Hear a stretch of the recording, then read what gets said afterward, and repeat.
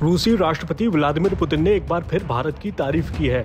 Media reports के मुताबिक Putin ने शुक्रवार को कहा, भारत को देखो, वहां आंतरिक विकास के लिए एक अभियान के साथ प्रतिभाशाली और बहुत प्रेरित लोग हैं। भारत अपने विकास के मामले में उत्कृष्ट नतीजे हासिल करेगा, इसमें कोई संदेह नहीं है। इस दौरान रूसी राष्ट्रपति ने अफ्रीका में उपनिवेशवाद, भारत की क्षमता और रूसी सभ्यता और संस्कृति के बारे में भी बात की। पुतिन ने रूसी और वैश्विक इतिहास के बारे में अपने भाषण के दौरान कहा कि पश्चिमी साम्राज्यों ने अफ्रीका को लूट लिया।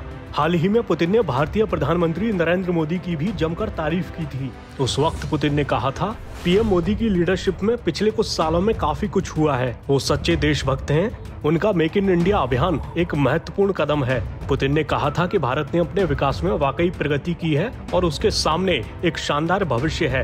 पुतिन ने कहा था, हमारे भारत के साथ खास संबंध हैं, जो कई दशकों के करीबी सहयोगी रिश्तों की बुनियाद पर बने हैं। हमने हमेशा एक दूसरे का समर्थन किया है। मुझे उम्मीद है कि ये संबंध भविष्य में भी ऐसे ही रहेंगे। इसके साथ ही रूसी राष्ट्रपति ने कहा था कि पीएम मोदी दुनिया के उन नेताओं में से एक हैं जो अपने देश के हित में स्वतंत्र विदेश नीति जारी रखने में सक्षम हैं। इस दौरान पुतिन ने ये भी माना कि भविष्य में वैश्विक नीतियों में भारत जैसे देशों की भूमिका बढ़ने वाली है। आपको बता दें कि एक ऐसे वक्त में जब रूस और यूक्रेन के बीच युद्ध चल रहा है, भारत अपनी स्वतंत्र विदेश नीति पर ही कायम रहा है। इस बीच पीएम मोदी ने पुतिन से पिछले दिनों हुई बातचीत में यूक्रेन में संघर्ष को जल्द खत्म करने पर जोर देते हुए कहा था, आज का युग युद्ध का नहीं है।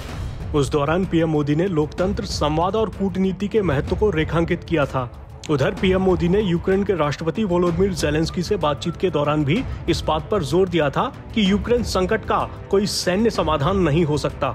पीएम मोदी ये भी कह चुके हैं कि किसी भी प्रकार के शांति प्रयासों में योगदान देने के लिए भारत तैयार है।